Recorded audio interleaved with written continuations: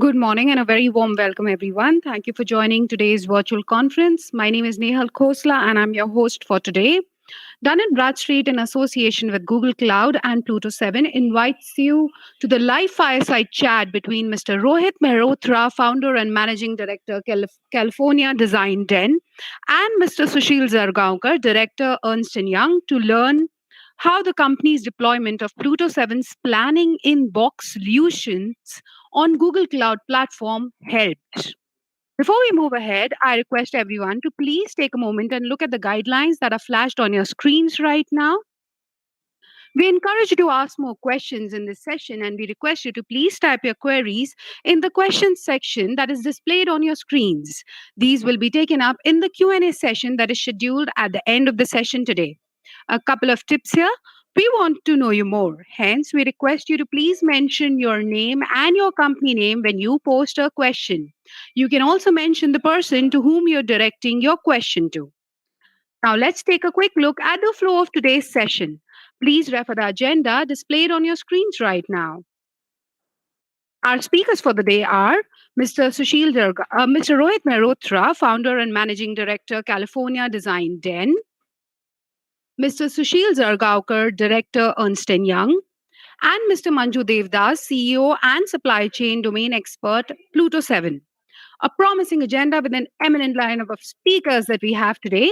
I would like to take this opportunity to welcome and thank everyone for being a part of this virtual conference today. With that, let's kickstart with the most awaited session, the fireside chat. And before we begin, I request Mr. Zargaonkar to please set the context. Over to you, Mr. Sushil Zargaonkar. Thank you very much, Nehal, for that introduction, and a warm welcome to all. I'm glad to be hosting this session with Rohit today, and I'll begin with setting the context as Nehal just mentioned, and then we can move on to Manju's session and the question and answers thereafter. The year 2020 has been a very unique one, and for a variety of different reasons. It's a once in 100 years event. And it has really made us sit up and take a note of how this pandemic has caused disruptions to businesses across domains, functions, and geographies. While there has been a disruption across, I suppose companies have also, leveraged opportunities to evolve and come out much stronger than before. In the last 5 to 6 years of technology transformation, digital has been a key agenda on the list of CXOs to help prepare them and respond to the rapidly changing customer demands and business models. Many organizations have invested heavily in leveraging digital and data in anticipation to respond effectively to such change and disruptions. As part of this transformation, supply chain resiliency has been a very important topic of discussion in 2020, I think. If you have a resilient supply chain, it basically means you can manage to respond and recover better to a disruption, and that should allow you to bounce back to your business as usual, or possibly also help you move into a different state, which is far more efficient and transformed in order to increase your customer service, improve your market share, or your financial performance as well. Globally, I think the pandemic has exposed how vulnerable supply chains are to the new demand patterns, supply constraints, and logistical challenges, which are lessons we need to bake in our transformation to build resilience in the coming years. Of all the industries, I think e-commerce has been at the center of the storm, managing disruption and subsequent demand in growth as well. Online sales have witnessed growth, albeit changing pattern. Of course, there have been ups and downs, and the requirements have been changing from necessary goods to now lifestyle products. However, companies like California Design Den have not only responded to the disruption of growing complex businesses, but they've also managed to come out stronger over the course of last 9 months. And Rohit would like to understand more about how you and your team have embedded digital technology and data effectively in your business planning, especially in the context of the having an accuracy of demand forecast, using data effectively, using analytics to make or develop business insights and the reporting thereof.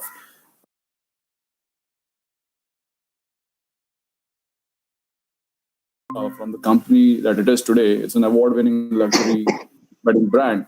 Uh, Before we get into the question and answer, it would really help us if you can take us to the company's origins and its journey since the inception.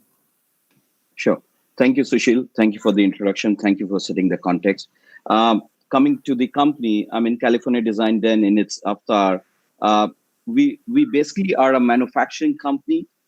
We do private label programs for bedding products for retailers globally, and we have been around for almost 15 years now.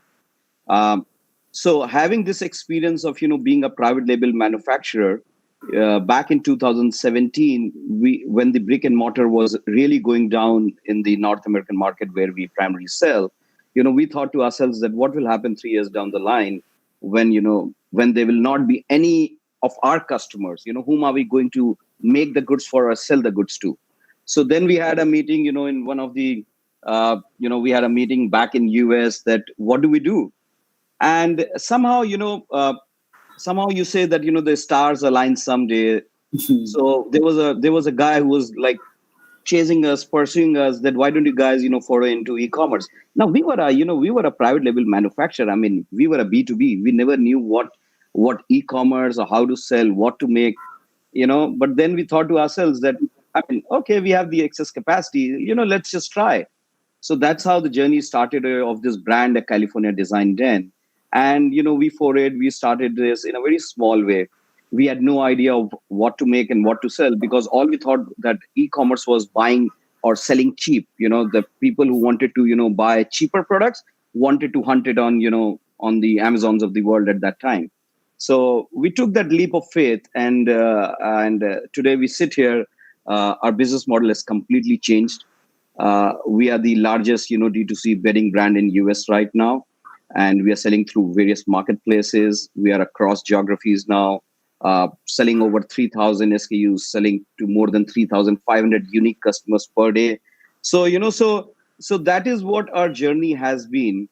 And I think the biggest credit is given that we want to give is to digital and data, because being a SMB, being a small manufacturer, a small company based out of outskirts of Mumbai, we never thought that we would be able to take on the Walmarts of the world or Targets of the world.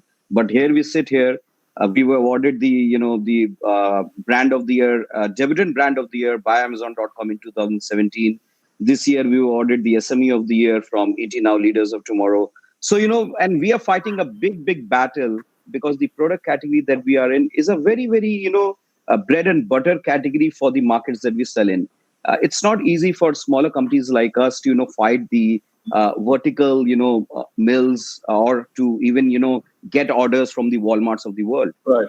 So this has been a very I would say a transformation for us, a new avatar for us, and we definitely look forward to take it further and increase our reach and geographies.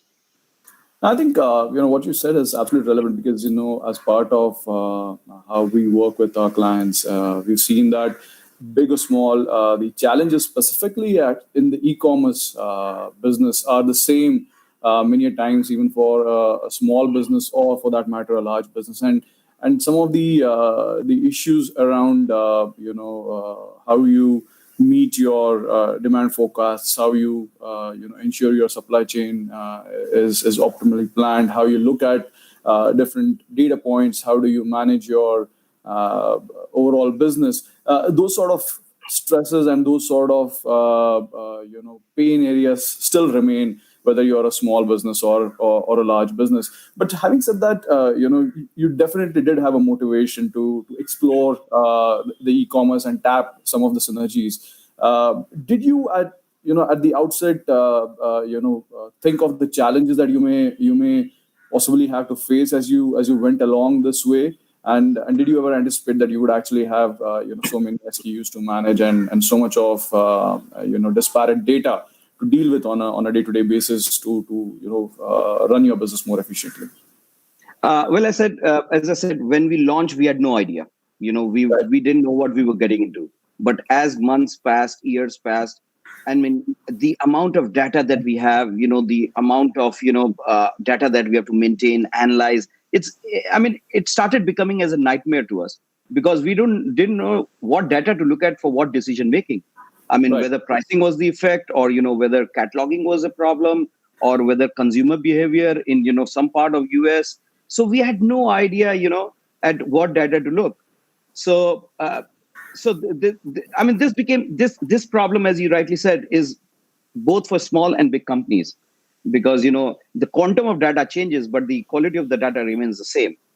So we had to deploy all these tools and techniques and AI and ML to try and figure out that how do we analyze the data correctly in the right in a timely manner. Right.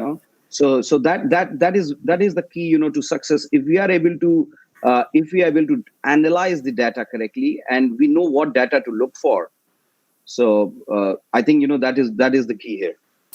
So you currently have your customer base, which is global, and many a times, there are a lot of feedbacks, or lot of essential data points that you might be generating, but the possibility of having to essentially address all of those is possibly not easy if it is all manual, and that's where the technology sort of comes into play. And we've seen a lot of AI and ML being used by small businesses also, and it's not just about large businesses anymore. But how did you go about looking at your technology needs or your infrastructure needs as you were generating this data? Were there any sort of immediate concerns that you wanted to address first, concerns that you realized were actually going to, if you were able to address, were going to make a huge difference to your business, and some things that you would possibly look at down the line? Was there a strategy that you had in mind as you embarked on Right. the digital transformation?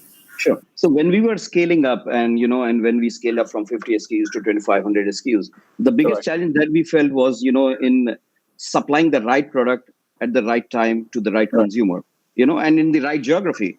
I mean, we sell across 7 countries now, so we had no idea that what color, what size, or what product will sell where. So these are the types of data that we were trying to analyze, trying to mine in.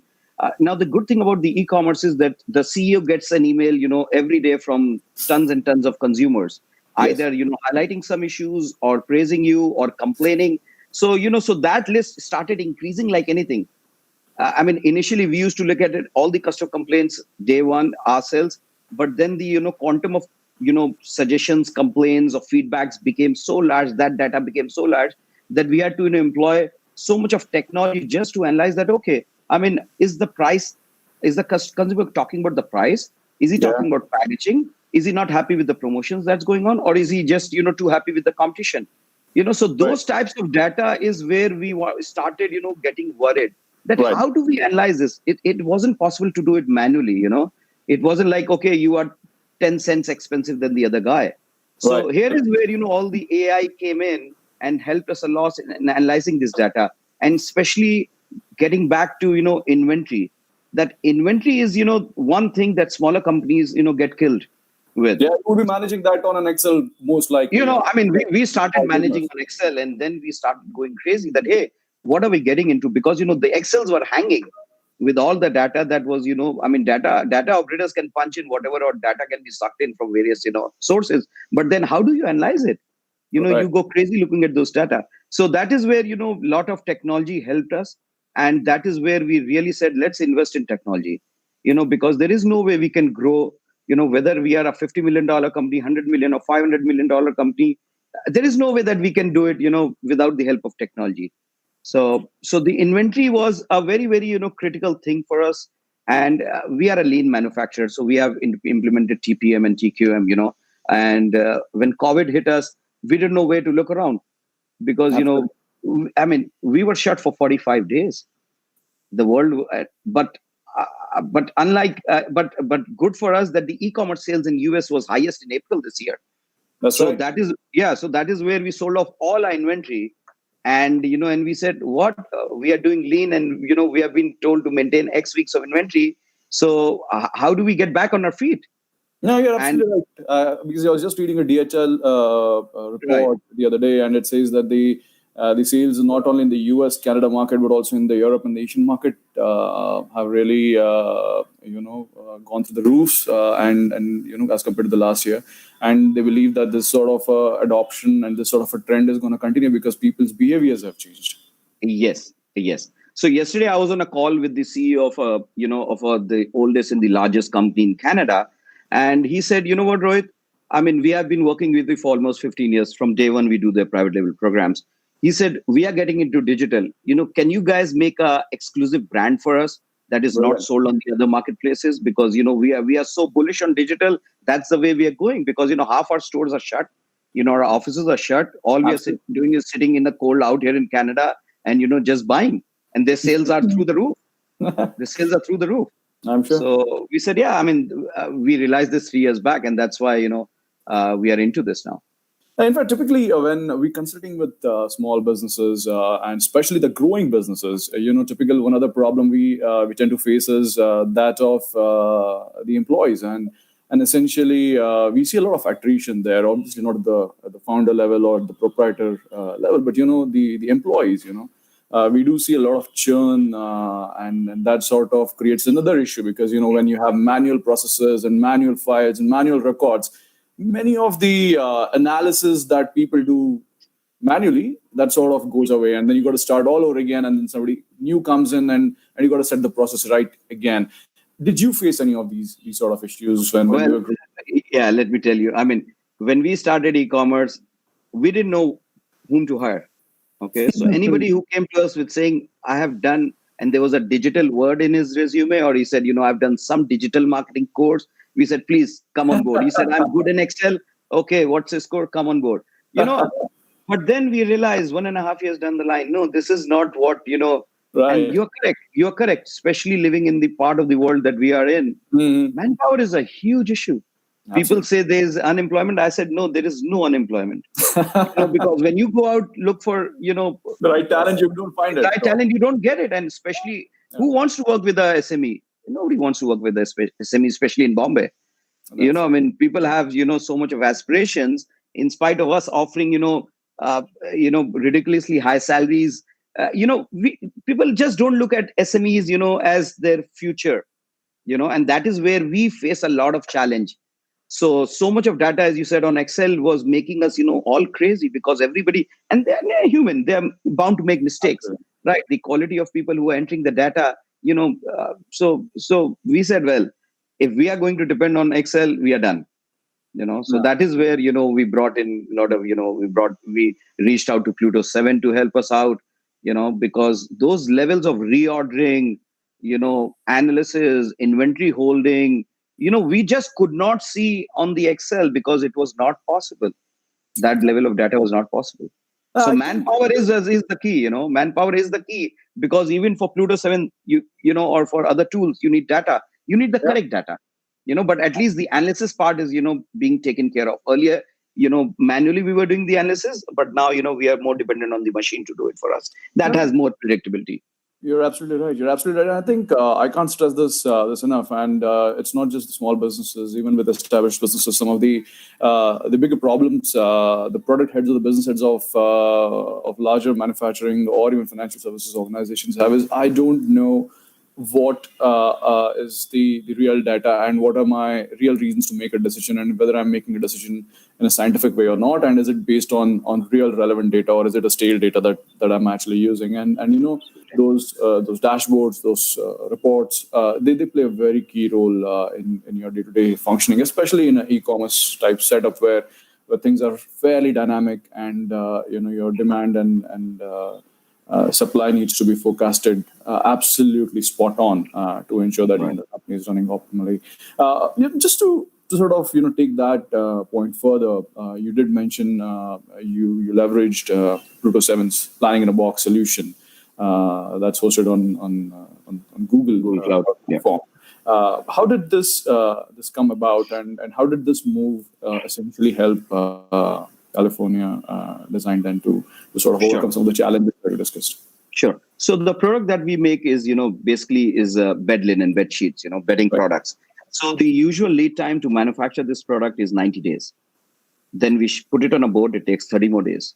Yeah. Then it reaches a DC, and offloading and getting into a warehouse in US or Canada or Mexico, wherever we are shipping, another 10 to 15 days. So we are talking about 150 days of lead time from the time we start taking a decision. Right. How do you predict what level of inventory or what quality of product will be sold 150 days from today? Absolutely. That is where we reached out to Pluto 7 to help us out in terms of how do we analyze this, that how do we analyze the data that we have from history. Of course, a black swan event, I understand that nobody has control on, but apart from that, whatever we have in our control, so the controllable factors, based on the correct data points, that could you predict for us what level of inventory we need to hold, in which region we need to ship what colors, what sizes, so like in garments, you have all the sizes. In bed sheets, you also have sizes, right? So, Absolutely. so a West US, a West Coast would prefer something else.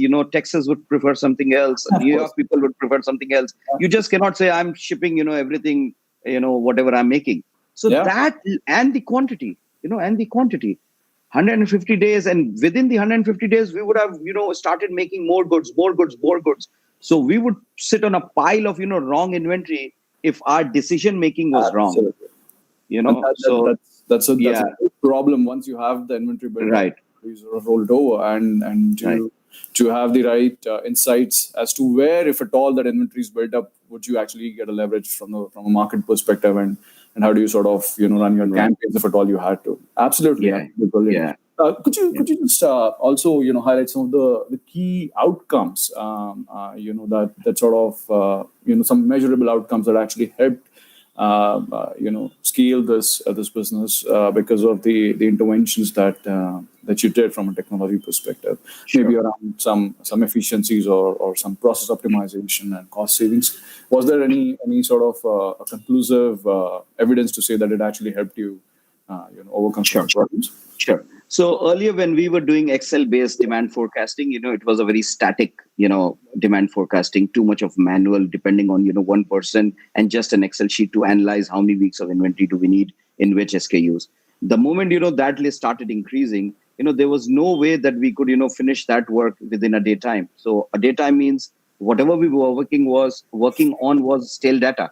Right. Because, it took us like 4 to 5 days to evaluate all the SKUs, all the geographies. And by then in e-commerce, that's history, so we were, more working on history rather than future. So once we got on board, we started predicting real-time data, dynamic data, rather than working on static data. And that is where, we brought in a lot of efficiencies. The stock outs, earlier we were like in inventory for, I don't know, maybe 24 weeks, 26 weeks, 22 weeks. That was insane because we were not accurately predicting our demand, But once we were on board, we started slashing that down, and bringing it down to, some optimum levels. And that brought in a lot of cost savings for us because capital, all the SME capital gets into the inventory and then we have no working capital to work on. So that is, one measurable that, we really, credited to all the, to Pluto 7 and the other team members that they've helped us out in. The other is, accuracy. For an Excel, guy to make a mistake is very, very, it's a genuine mistake. It's a mistake, right? It's not purposely done. And and the moment you're seeing so much of data on your screen, your eyes start getting blurred. No matter if you put 6 people, then the problem is 6 people are 6 different team members. Then again, you're relying on 6 minds. So that is, where we started making a lot of mistakes. We were stock out in our key SKUs, the highest selling, whatever we sell, 40%, we didn't have stock for weeks. And we were in stock for, let's say, 12, 15 weeks in things that we don't sell, or shipping to wrong coast. Right. What was required in East Coast, we started shipping in West Coast. Right. We were not able to, ship a student size that is 2XL in this period when these students get back to school. Right. Or our team shipped, what we call as the RV queens in winters. Now who goes, in a RV camping in winters? That's a summer thing. Absolutely. So we were sitting with all that wrong inventory. So there is where, we saw that, lot of wastages were happening. lot of wastages, and then we had to liquidate those stocks.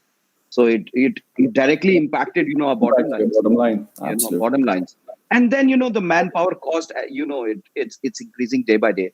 It's just not the talent, but, you just have to increase the salaries, the wages and everything, every day, right? So that was a huge cost. And I won't say at a fraction of cost, but we were able to, at least invest in the right technology, and which will pay off now, in few years from now. So I think the right investment to do in terms of getting on that technology. That's very interesting. And I think for anybody, this is a journey. It's not a goal really. When we say you're embarked on a digital transformation, it's sort of a journey, and it's never a destination. And as you go along, you realize what more can you do with it, and it starts with a small idea. It starts with small problems, but as you start fixing them, you start to realize how more you can expand them to your other problems, especially technologies like AI and ML, and the platforms are actually allowing businesses to innovate more. I mean, you just give an example of how the retailer in Canada wants to sort of set up a brand line with you specifically for that market, and an exclusive one. Now, it's not just about setting up the processes. It's about getting the entire platform running. Bringing in more use cases to leverage the AI, ML, leverage the data. Could be digital marketing, could be notifications, could be self-services, could be bots for automating processes, could be literally making transactions through the bots, and not just do transactions the way we've seen in the past. So I believe that these technologies are going to be constantly pushing the envelope on how you improve the customer experience in the service, at the same time obviously improve your backend processes and ultimately your bottom line. How do you see or how do you intend to sort of leverage these technologies in the near future, especially also since you partnered with Pluto 7, and you're already on the Google Cloud platform? There are obviously a lot of other solutions that will sort of come together to bring in a holistic experience, as you even possibly look at newer markets, and you also look at some newer product lines, if at all, in the same sort of a space. How do you sort of see this going forward? Right. So, I mean, with inventory, I wouldn't say it's 100% fixed now, but it's doing a pretty decent job in terms of demand forecasting and all that. So, that's one area that we are very, very happy. Mm-hmm. Now, the next is the consumer. How do you make the consumer happy? You can only make the consumer happy if you are selling him the right product at the right price at the right time. So there is where we are now. That's where we are going next in terms of employing technology. Working on data science in terms of analyzing consumer behavior. That looking at whatever data points we have, that how can we fine tune our product or a pricing or a promotion strategy, or a packaging strategy, or bundling the products or making new products. Looking, if we have to do it manually, it's too much. Leaving things to the CMO, or the product development guys. So there is where I think the next AI thing will come in. That if we can predict that that consumer behavior, that based on let's look at last year's Black Friday sales in the US. And let's analyze, dice and slice all the data we have in terms of, who bought in what zip code, in what age profile, what ethnic profile, who bought what. So if we can customize, product offerings, at those price points, I think we are the winners because, because we have enough data, but we don't know how to analyze that. We don't know how to analyze that. So that is where, I think as a company, that's our next mission, that how can we, properly, correctly utilize the data so we can predict, that consumer behavior. And with that comes in the customer service, because the more you sell, the more, type of reviews, customers, complaints, and, feedbacks you get. How do you analyze that? So slicing and dicing of that data is very critical, that to put in what bucket and then what decision to take. Because, manually you can sort, pricing issues or fabric issue, but then what decision to take? So there is where we think, actions, So the actionables, are very important then, because we sit on a lot of all the companies sit on a lot of data, but, most of us don't know what to do with that data. Absolutely. So That's very interesting because you did allude to data science. Out of curiosity, do you actually have data scientists working for you? I mean, yes, yes. We have a team that we have tied up with. We are mhm. outsourcing their services, Right. and we are looking at each data. We are even analyzing at each zip codes, each hour. That suppose we do let's say we do a promotion, right? Hmm. Then all the data we are able to analyze and then predict that what type of promotions have worked in past and what have not, and what are the reasons for that. We're already doing that. Are you also using the newer technologies, into your production sort of system? I mean, we hear a lot about the digital twin, and a lot has been sort of spoken about that in the last couple of years. In fact, pre-COVID as well, and some of the work around research suggests that that's going to be the technology to look for as we have newer data and newer sort of connected devices coming in play. What's your outlook towards that, and do you see Sure. that being a part of your digital transformation agenda?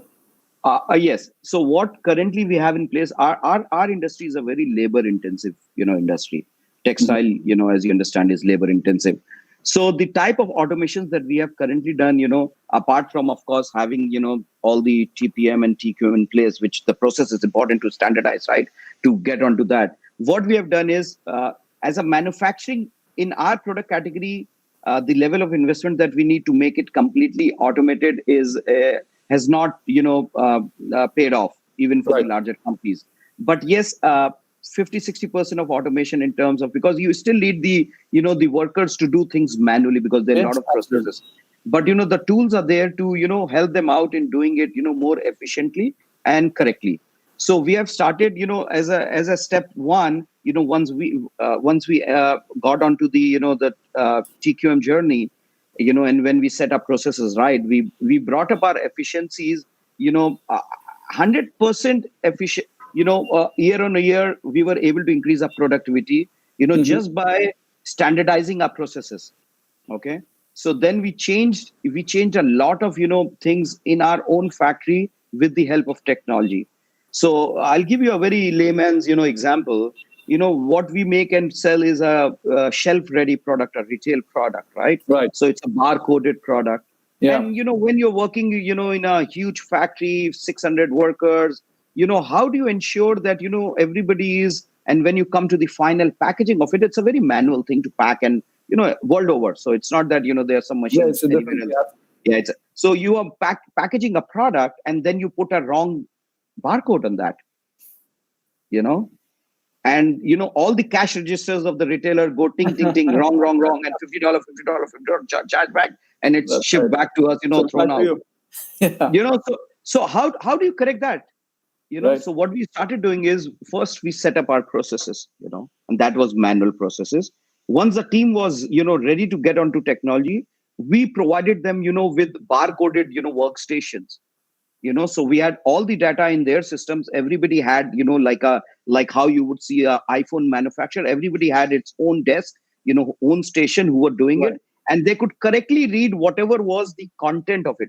So we were weighing it. There was a weighing scale attached to the Wow. terminal, so that the production manager could see each weight, because every weight is different for each size. Then he could read, the operator itself could read the correct barcode, because if it was a wrong pack he was packing, it won't allow it to pack. It will just blow that red light. So those were the basic things that we implemented. And then, because we are a textile company, we have manufacturing happening across India, in terms of fabric weaving and all. So, and with thousands and thousands of meters of fabric being woven across locations, the biggest task was that, how do we consolidate all the QA reports, all the quality reports, and a centralized technical head can analyze what fabric is as per our specification, on what has problem. So we started we started giving out tablets to all the field officers, all the QA teams, and linked it back to our central servers here. you Right. know we got a customized a ERP developed for, especially for us, Brilliant. connecting everything back to our centralized servers. Otherwise, it was too much of a manual exercise to that what location, what fabric is getting ready, and when do we schedule it for our final production. Now we can do it at a press of a button. And that's very interesting, because that also sort of typically we've seen that small businesses, or sometimes even mid-sized large businesses, they work on the sole supplier sort of a relationship, and you did mention that you have your own ERP developer and sort of automated in that sense. Do you have a problem of diversification, or do you have a problem of sole supply, because they both have their pros and cons, and has that sort of helped you the leverage of using data, has that actually helped you solve some of the problems on the supplier side?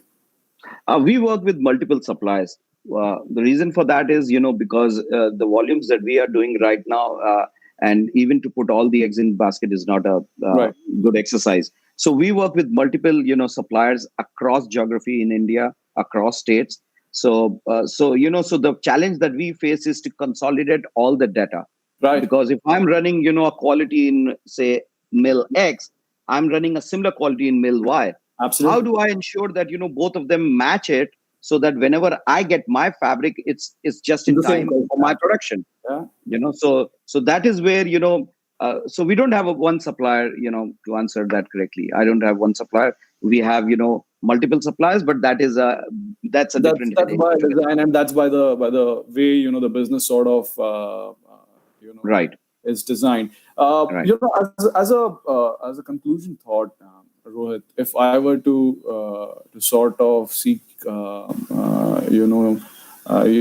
guidance for what would be the three major technology areas that's gonna really make a significant impact on the way you run your businesses over the course of next 2 years, especially as we are coming out of the COVID crisis and things will open up again. And as I said, the behavior, the consumer behavior has probably changed for good. It's never going to go back. We're going to be in a very different world as we come out on the other side of the pandemic. What do you believe are going to be the three main technology areas that are going to significantly impact a business such as yours? Well, the first one that I think is making information available in real time across the teams, across geographies. I mean, I have teams in US, I have teams in Germany, we work in different time zones.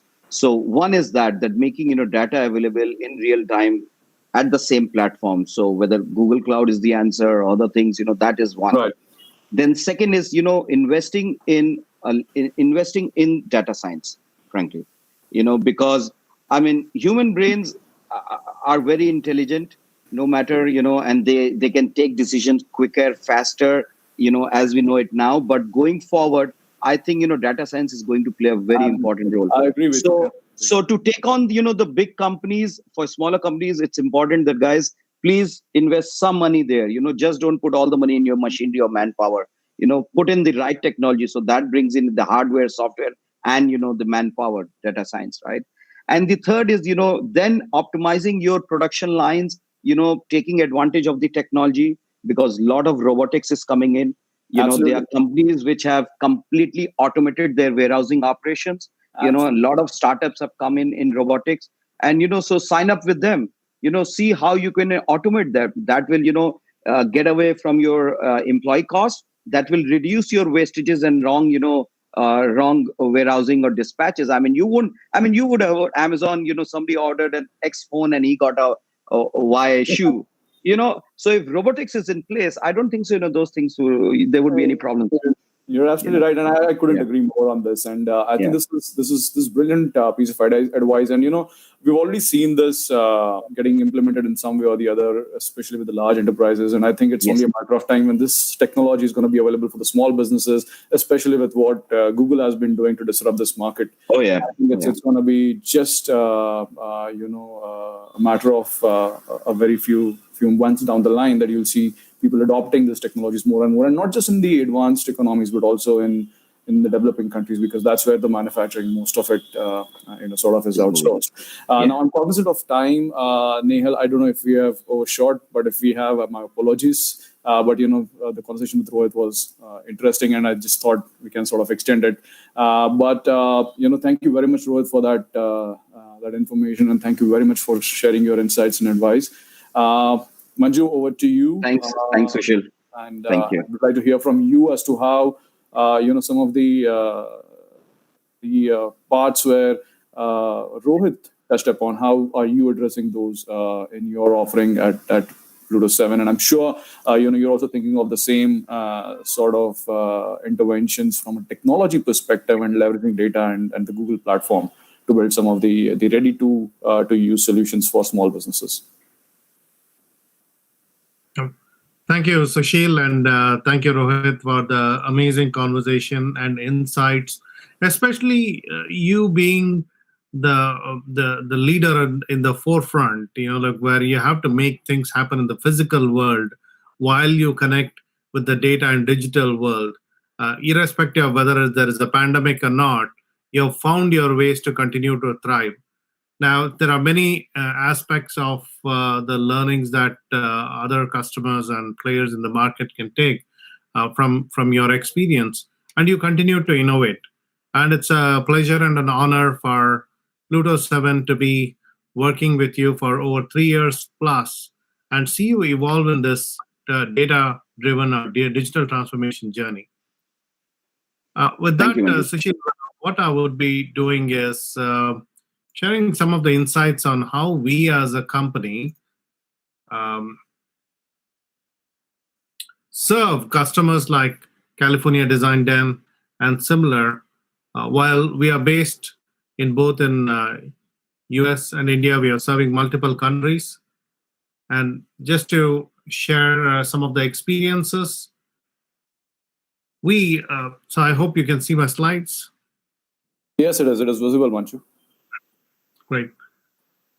Pluto 7 focuses on smart analytics. Smart analytics, by definition, is centralizing your data and enabling machine learning AI to drive intelligence. And for us, when we work with California Design Den or customers like them, they have an expectation that we will work with them and help co-innovate. And having done that, and with the decades of supply chain experience, and supply chain and manufacturing is an ecosystem that have evolved over centuries. Now, when you blend technology with it, it has to be done such that you don't necessarily completely disrupt the business process and people. Because there's, like Rohit mentioned, there are many aspects of the manufacturing business that is real physical world. And we work with them to embed the technology such that it doesn't replace the people and process aspect, but coexist with that. Having done this for hundreds of customers, we won the Partner of the Year award for data and analytics, and we carry multiple specialization with expertise. Now, when we go into customers, whether it's California Design Den or similar customers that we work with, the patterns have started to emerge in terms of how problems are solved. Here we list some of the use cases, and we primarily work only on Google Cloud. That allows us to build deep relationship, not only with the technology and understand the technology, but also have relationship with Google engineering and other key organizations who help our customers transform and beat the market. So when we look at solving these problems, customers already have technology or methods, but it needs to be done better. For that, having done this many times, we have enabled our services such that we start with the customer's vision and charter first. Like as Rohit was mentioning, when they're entering e-commerce, they knew that they will be facing an uncharted territory, and data being one of them.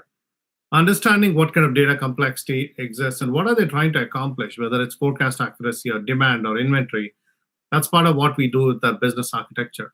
And then we enable that smart analytics, machine learning and AI, and collaboration like Google Workspace. Like, for example, like Rohit mentioned, hey, you need to have real-time connectivity, whether it's Google Sheets sharing data. You cannot have disconnected versions of files, and so because that breaks the process. As we work with many of these customers, we are global customers, big brands, small brands, problems are problems, right? The moment you hit a certain threshold of data volume, you can't humanly scan the data and arrive and make decisions.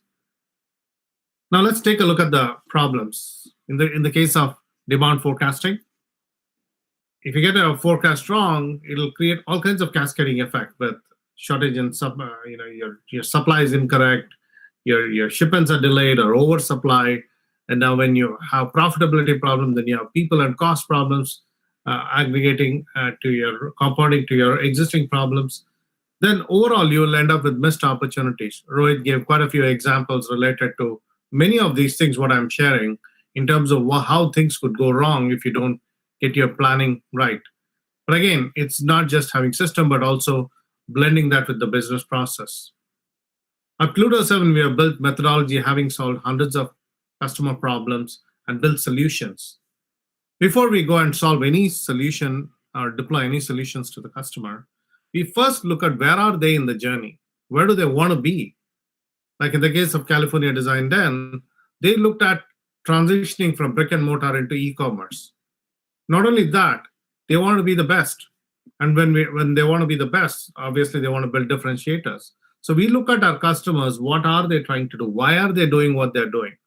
Just hiring data scientists or just getting a cloud platform alone doesn't solve everything for them.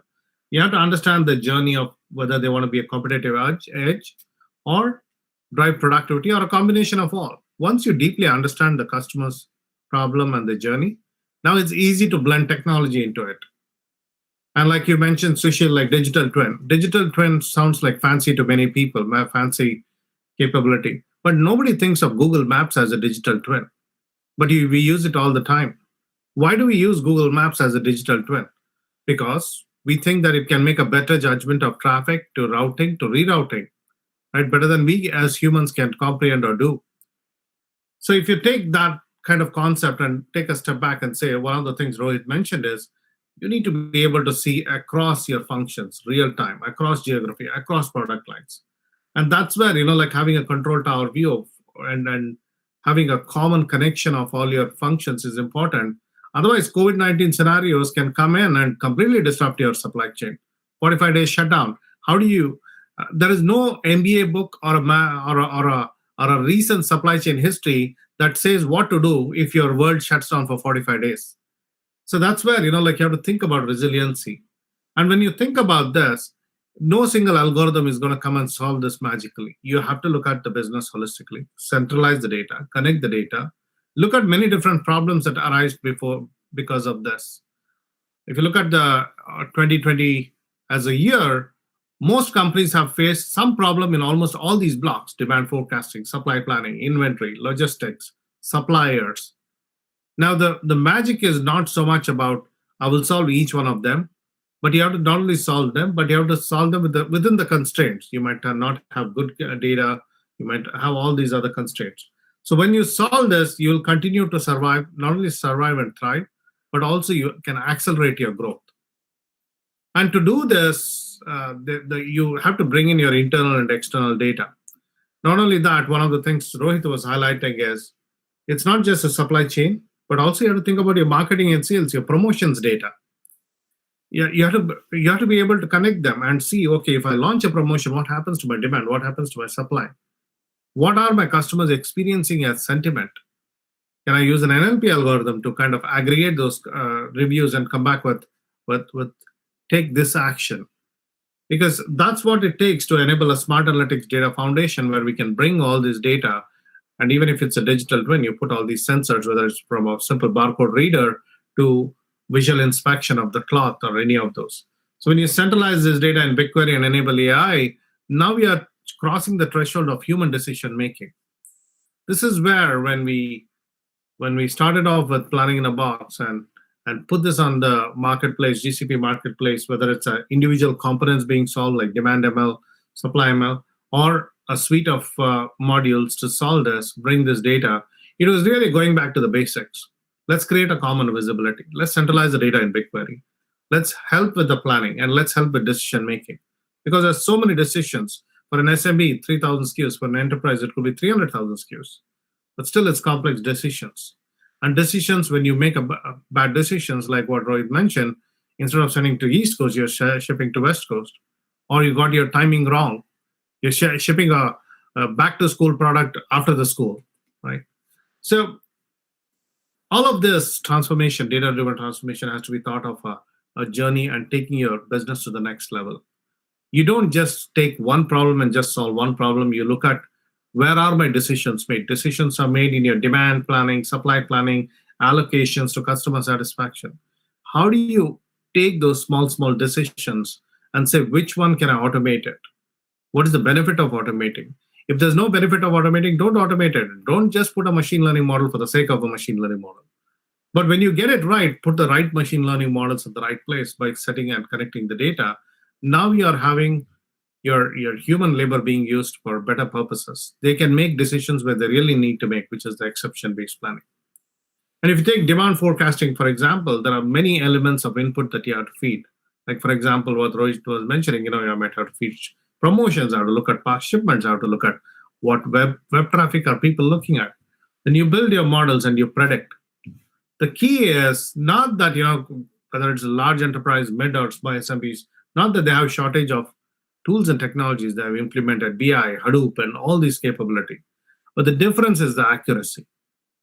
The way these algorithms and machines and the cloud with unlimited cloud and memory capacity, you can run combinations or look for patterns, which you cannot do by other means. And when you do this right, your excess and shortage is managed much better than your demand planner or supply planner alone. These solutions, we have put this on GCP Marketplace so that the customers can experiment, take it, customize it, and enable it for their own purposes. And when you enable a demand and a supply planning capability with these supply ML and demand ML capability, now you have your machine learning model start to make decisions for you. And then you continue to tune that. When you start enabling this in the river diagram that I showed, start embedding this in different aspects. Now you start becoming data-driven. Rohit mentioned quite a few times that you need to hire data scientists. You need to start analyzing your data. You need to start connecting your business. Our suggestion is do not dissociate data and business process. They're not separate. Data is a byproduct of your business process and business movement. That's why when you say data-driven, that means you are watching your business process and business movement. And that's how we have been enabling our businesses, like customers, like taking simple problems, like, for example, Levi Strauss. What they look for is, hey, I need to pack jeans in a carton. What size of carton do I need to pick? Sounds like a very basic problem. It's not a basic problem when you're a 168-year-old company with tens and thousands of nodes of supply chain networks, thousands of suppliers, and going through like 10 different hops before it reaches the customer. Now, one person making a bad decision means you have put a bigger carton with lesser jeans in it in a FedEx truck when already there is delays in shipments for Christmas. Now, we build models so that you can make optimal decisions. It's not always the most complex problem with the most complex machine learning model that gets you the ROI. And this is the biggest mistake that most companies make. They think that they will figure out like the 300-odd algorithms that's out in the open source and pick the best algorithm. That's generally the bad way to start. Rather pick a small basic problem where the value is very clear. Why is it humans can't make a better decisions on this? How do you put that? Similarly, when it comes to filtering beer, replacing a beer filter, it's like a coffee filter. When do I replace it? Sounds pretty basic. But when you put a machine learning model, it beat the accuracy by 22%. And that saved $10 million. Built ML model built over 6 weeks. This won the Gartner Enterprise Innovation Award, for which we built it on Google Cloud. Again, we walked through the manufacturing floor, a lot of labor process. We picked which one has the most labor intensive and most disruptive for supply chain, because the moment you have to replace the beer filter, the beer production stops. That's how you have to think about your physical world. It's not about the coolest algorithms to put in place, because there is no need to test Google Cloud for all practical purpose. It already runs half the world's data. You're not testing the technology. You're really testing whether the technology can be blended well with your business process. So now, similarly, Fulfill Plus, they wanted to know how many cartons do I need, right, based on the volumes. So we built another machine learning model to predict cartons.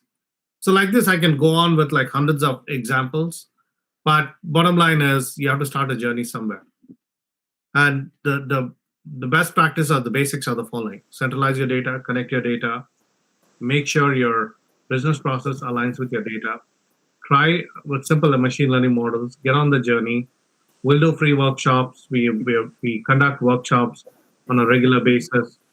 We can give you complimentary workshops. Once we get to the use case that really makes sense for you, based on your data availability, business value, then you get on a 4 to 6 weeks POC, and then the journey starts where you deploy that model and take it forward. With that, if you're interested with the workshop, request a complimentary workshop by sending an email to Kiran at Pluto7 or Sanjay at Pluto7. We'll be glad to help out. With that, back to you, Sushil. Thank you very much for that, Manju. This was really interesting. And I think it sort of, buttresses the fact that, every time you're trying to solve a problem with technology, you don't really have to test a technology that's available out in the market. You got to start with a small problem and see how it sort of helps you, overcome some of your business challenges. And then that sort of paves way to future technology exploration or advancement. And I think that's the way to go. And thank you very much for the insights that you just gave. And especially Rohit, your practical advice that sort of blended with what Manju just explained was really an eye opener. And I think in days to come, this is going to be a space to watch out for. Obviously, some of the buzzwords like digital twin, are catching now, but they've been there for the longest time, as we know, Manju. And I'm sure that the small businesses will take a note of it, and there will be significant action and activity in the space. So with that, I would like to sign off. Nehal, over to you. Thank you, Sushil. Thank you, Rohit. Thank you, Manju. Thank you, Sushil. Wow, that was a truly enlightening discussion and a session by Manju. A special thanks to Mr. Rohit Mehrotra, Mr. Sushil Zargaonkar, and Mr. Manju Devdas for such enriching session. Truly valuable takeaways from the session. So now, in the interest of time, we certainly have certain questions that we'll take offline. Before I take your leave, I'll just let you, go through the the email ID that we have of Pluto7. And if you're interested in a 2-hour discovery workshop with Pluto7's data and AI experts, do get in touch with Pluto7 team at contact@pluto7.com. In case if you already are on Google Cloud Platform, Pluto7 also offers a free 2 weeks assistant trial for the solutions to avail. Please do contact them at the contact email address that you can see on your screens. That is again contact@pluto7.com. With that, I would like to just put some thank yous in order. Today's session wouldn't have been a success without the active participation of all our esteemed speakers and our delegates. I would like to thank each and every one of you for taking time out and being a part of this session. A special thanks to Google Cloud and Pluto7 for their support on this initiative, without whom this conference wouldn't have been possible. With that, we bring today's virtual conference to a close. Thank you once again, ladies and gentlemen. Take care and stay safe. Thank you, Dun & Bradstreet. Thank you, Google Cloud. Thank you, Rohit and Sushil. Thank you, Thank you, Michael. Thank you, Rohit. Thank you very much. Thank you, Sushil. Thank Bye. you. Take care.